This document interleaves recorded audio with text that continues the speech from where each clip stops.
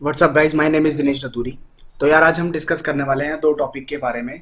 तो पहला टॉपिक है कि हम एक प्रोग्राम लिखने वाले हैं जहाँ पे हम यूज़र से इनपुट लेंगे, दो नंबर को इनपुट लेंगे और उन इनपुट लेने के बाद हम उन दो नंबर का सम करके यूज़र को प्रिंट कराएंगे। और उसके बाद दूसरा टॉपिक है टाइप कास्टिंग। तो हम डिस्कस करेंगे हमें टाइप कास्टिंग की ज़रूरत क्यों पड़ती है और टाइप कास्टिंग एक्चुअल में होता क्या है। तो यहाँ पे आप देख पा रहे होंगे कि मैंने स्क्रिप्ट मोड में आईडीएलई की एक फाइल खोल ली है। मैंने उसको typecasting.py नाम से सेव कर लिया है, तो आपको भी ये सेव कर लेनी है। तो कंट्रोल एस प्रेस करेंगे तो आप किसी भी लोकेशन पे सेव कर सकते हैं, फाइल का नाम कुछ भी रख सकते हैं। अब क्या है कि यहाँ पे आप देख पा रहे होंगे मैंने कमेंट में कुछ ऐड किया है कि राइट अ प्रोग्राम। जब भी मैं WAP लिखूंगा तो टेक्निकल टर्म में और आपके एग्जाम में भी WAP लिखा आएगा, तो इसका मतलब है राइट अ प्रोग्राम। तो आपको एक प्रोग्राम लिखना है जो कि यूजर से दो नंबर इनपुट ले और उसके बाद उसको सम करके थर्ड वेरिएबल में असाइन करे एंड उसको प्रिंट कराए। ठीक है, तो ये प्रोग्राम बेसिक सा प्रोग्राम है, आपको याद करने की जरूरत नहीं है। तो आपको बस एक समझना है लॉजिक एक्चुअल में लिखा गया है, राइट। तो आप देखेंगे यहाँ पे मैंने क्या लिखा है, first underscore number equal to input, और उसके बाद मैंने एक स्ट्रिंग पास करी है। स्ट्रिंग डेटा टाइप आपको रिमेंबर होगा कि लास्ट वीडियो से आपने याद होगा अगर आपको, तो हमारे डेटा टाइप्स होते थे बहुत सारे, तो स्ट्रिंग उनमें से एक डेटा टाइप है। ठीक, तो आप यहाँ पे देखेंगे कि फर्स्ट नंबर एक मैंने वेरिएबल लिया है और मैंने लिखा है इनपुट। तो इनपुट आप इसको इस तरीके से समझिए, इनपुट एक बाय डिफॉल्ट पाइथन ने हमको एक प्रोविजन दिया है ताकि हम यूजर से इनपुट ले सकें। अभी तक हम क्या कर रहे थे, x=5 और नेम इक्वल टू दिनेश ऐसे कर रहे थे। तो हम अभी क्या कर रहे थे, हम खुद से नाम या नंबर खुद से असाइन कर रहे थे। लेकिन अब बात आ जाती है कि अगर हमें यूजर से पूछना है कि आप एंटर करो, ठीक है, अगर हमें कुछ भी यूजर से एंटर करवाना है तो हम इनपुट फंक्शन का यूज करेंगे पाइथन के अंदर। तो अब मैंने क्या करा है कि इनपुट फंक्शन का यूज किया है, लेकिन उसके अंदर जब ब्रैकेट के अंदर मैंने एक स्ट्रिंग पास करी है, तो ये स्ट्रिंग बेसिकली जो भी आप यहाँ पे लिखेंगे वो यूजर को शो होगा। ठीक है, तो यूजर से तो कुछ बोलना भी पड़ेगा ना, कि अदरवाइज यूजर को कैसे पता चलेगा कि मुझे कुछ एंटर करना है। तो आप बोलेंगे कि enter first number, enter second number, ऐसे अगर आप बोलेंगे तो यूजर को समझ में आएगा अच्छा मुझे एंटर करना है। तो यहाँ पे आप देखेंगे कि first underscore number equal to input function.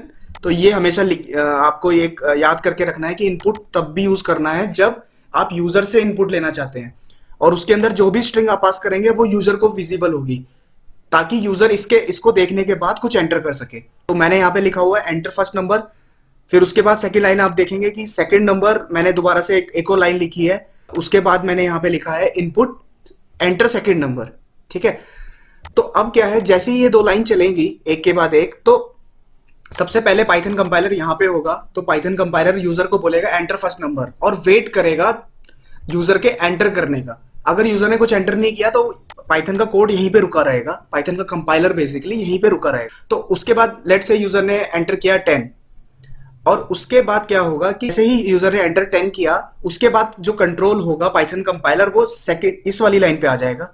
फिर वो यूजर से बोलेगा एंटर सेकंड नंबर, तो फिर से वो वेट करेगा कि यूजर कुछ एंटर करे।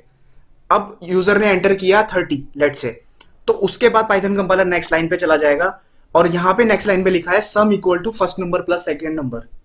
ठीक है, तो दोनों नंबर का सम कराया है और थर्ड वेरिएबल में असाइन कराया है। थर्ड वेरिएबल हमारा सम है, उसके बाद हमने सम को प्रिंट करा दिया है। तो ये बेसिक सा एक प्रोग्राम है, आप इसको इस तरीके से समझिए कि आपको बस एक यूजर से इनपुट लेनी है और उन दो नंबर का सम कराना है और उस सम को प्रिंट कराना है, बस। तो अब इसको रन कर लेते हैं यार। आप यहाँ पे जाएंगे रन में और F5 आप प्रेस कर सकते हैं। तो आप देखेंगे कि ये, अब देखिए यहाँ पे क्या बोल रहा है आपको, अगर ये दिख रहा है तो यहाँ पे ये बोल रहा है एंटर फर्स्ट नंबर। तो अभी देखिए आप खुद वेट कर रहा है ना, अभी नेक्स्ट लाइन पे नहीं गया है। तो एंटर फर्स्ट नंबर लेट से 10 मैंने एंटर किया, मैंने एंटर प्रेस किया, उसके बाद देखा ये बोल रहा, कंपाइलर बोल रहा है मेरे को एंटर सेकंड नंबर। तो लेट से मैंने 20 एंटर किया, तो मेरा आउटपुट आना चाहिए 30। लेकिन आप देख पा रहे होंगे यहाँ पे आउटपुट मेरा 10-20 आया है, ये दोनों नंबर मेरे जुड़ गए हैं आपस में। तो ऐसा क्यों हो रहा है? ठीक है, तो ये तो एक बड़ा इशू हो सकता है अगर आप देखें रियल टाइम में, अगर आप ऐसा प्रोग्राम लिख रहे हैं और आपके प्रोग्राम में सम की जगह पे ये दोनों नंबर जुड़ के आ गए, यहाँ पे तो ये बहुत बड़ा प्रॉब्लम हो सकता है। तो ये ऐसा क्यों हो रहा है, तो इसके लिए हम सेकंड टॉपिक के ऊपर जाते हैं जिसका नाम है टाइप कास्टिंग। ठीक है, तो टाइप कास्टिंग की हमें जरूरत क्यों पड़ी और टाइप कास्टिंग होता क्या है, तो वो मैं आपको अब बताता हूँ प्रोग्राम के थ्रू। तो आप यहाँ पे देख पा रहे होंगे कि ये इनपुट फंक्शन यूजर से इनपुट ले रहा है। तो मैंने यहाँ पे एंटर किया 10, यहाँ पे जब मैंने 10 एंटर किया, फर्स्ट नंबर के अंदर इंटीजर जाना चाहिए बेसिकली, लेकिन ये इनपुट फंक्शन क्या कर रहा है, ये इनपुट फंक्शन इसके अंदर फर्स्ट नंबर के अंदर एक स्ट्रिंग भेज रहा है, ऐसे ही सेकंड नंबर के अंदर भी स्ट्रिंग भेज रहा है। तो स्ट्रिंग भेजने से मतलब क्या है कि वो 10 को स्ट्रिंग मान रहा है, ना कि एक इंटीजर। तो आपको ये एक चीज ध्यान रखनी है हमेशा यहाँ पे कि जब भी आप यूजर से कुछ इनपुट ले रहे हैं तो वो एज अ स्ट्रिंग सेव होगी, ना कि इंटीजर। तो आप मान के चलिए, आप तो अपने प्रोग्राम में एक्सपेक्ट कर रहे हैं कि यूजर जो है वो नंबर डालेगा, तो मान के चलिए यूजर ने नंबर भी डाला, 10 20 30 कुछ भी डाला, लेकिन इनपुट फंक्शन क्या करेगा, उसको स्ट्रिंग बना देगा और फर्स्ट नंबर पे स्टोर कर देगा। ऐसे ही सेकंड नंबर जो आपने 20 डाला था उसको वो स्ट्रिंग बना के सेकंड नंबर पे डाल देगा, ठीक है। लेकिन आप तो सोच रहे थे कि ये इंटीजर होगा, तो इसीलिए तो आपने यहाँ पे एडिशन किया कराया था, राइट। तो यहाँ पे ये प्रॉब्लम हो सकती है। तो इसीलिए टाइप कास्टिंग की जरूरत पड़ती है कि अगर पाइथन के कंपाइलर ने और पाइथन के किसी फंक्शन ने और या गलती से कभी ऐसा हो गया कि अगर आप किसी डेटा टाइप को एक्सपेक्ट कर रहे थे, लाइक अभी जैसे इस एग्जांपल में आप इंटीजर एक्सपेक्ट कर रहे थे लेकिन वो स्ट्रिंग मिल रहा है आपको, तो यहाँ पे आपको क्या करना पड़ेगा, टाइप कास्टिंग करनी पड़ेगी, ठीक है। तो इसको हमेशा याद रखना है आपको, किसी भी प्रोग्रामिंग लैंग्वेज में, हर प्रोग्रामिंग लैंग्वेज में यूज होता है, टाइप कास्टिंग करनी पड़ेगी, यानी कि इंटीजर स्ट्रिंग से इंटीजर कन्वर्ट करना पड़ेगा। टाइप का मतलब डेटा टाइप और कास्टिंग का मतलब कन्वर्ट करना। तो इसका मतलब है आपको इंटीजर से स्ट्रिंग से इंटीजर कन्वर्ट करना है। हो सकता है फ्यूचर में कभी आपको फ्लोट से इंटीजर कन्वर्ट करना हो, कभी इंटीजर से फ्लोट कन्वर्ट करना हो, तो ये ऐसे करके प्रॉब्लम आपके सामने आएंगी हमेशा। तो जैसे कभी गलती से या कभी आपके प्रोग्राम में कभी कोई मिस्टेक हो गई, या कभी जानबूझ के कभी कभी क्या होता है कि हमें फ्लोट आंसर आ रहा होता है लेकिन हम बोलते हैं कि हमें इंटीजर डेसिमल हटा दो और इंटीजर ही चाहिए, ठीक है। तो उस केस में हमें टाइप कास्टिंग की जरूरत पड़ती है। तो आपको हमेशा ये याद रखना है कि टाइप कास्टिंग होता क्या है। तो आप यहाँ पे देखेंगे कि फर्स्ट नंबर और सेकंड नंबर में पाइथन कंपाइलर और इनपुट फंक्शन हमें रिटर्न कर रहा है, वो एक स्ट्रिंग रिटर्न कर रहा है, ठीक है, जबकि 10 मेरे लिए एक इंटीजर है। तो क्यों ना मैं ऐसा करूं कि इसको मैं इंट बोलूं। तो टाइप कास्टिंग का सिंटेक्स क्या रहता है, आप ये देखेंगे।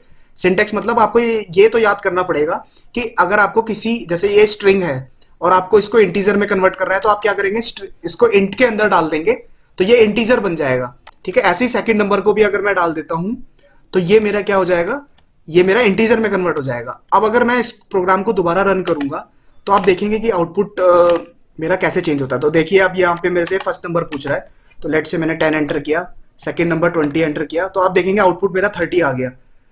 तो इसका रीजन क्या है कि मैंने इसको टाइप कास्ट कर दिया है इंटीजर में, और जो स्ट्रिंग वैल्यू मेरे को इनपुट फंक्शन दे रहा था इनको मैंने इंट के अंदर डाल दिया है, ठीक है। तो पाइथन कंपाइलर समझ गया है कि अच्छा अब मुझे क्या करना है, मुझे इंटीजर में कन्वर्ट करना है 10 और 20 को, और फिर उसका सम करके सम में डालना है। सम एक वेरिएबल है और उसको प्रिंट कराना है। आई होप आपको यहाँ से ये समझ में आया होगा कि टाइप कास्टिंग कैसे करते हैं, ठीक है। तो अब चलिए एक दूसरा प्रोग्राम और लिखते हैं साथ में। सो मान के चलिए मेरा एक वेरिएबल है टेम्परेचर, ठीक है, और टेम्परेचर मेरा हो सकता है 10.23 डिग्री सेल्सियस, राइट। अब मुझे क्या करना है, इस टेम्परेचर को डेसिमल वैल्यू प्रिंट नहीं करानी है, मुझे इंटीजर वैल्यू प्रिंट करानी है। तो मैं क्या करूंगा, इंट में टाइप कास्ट कर दूंगा, ठीक है, और अंदर टेम्प पास कर दूंगा। तो अब चल देख लेते हैं कि ये वैल्यू क्या प्रिंट करेगा। तो अब यहां से हम रन पे जाएंगे, F5 दबाएंगे, ओके करेंगे। अब देखते हैं, ओके ये पहला प्रोग्राम चल रहा है तो इसको हम स्किप कर देते हैं।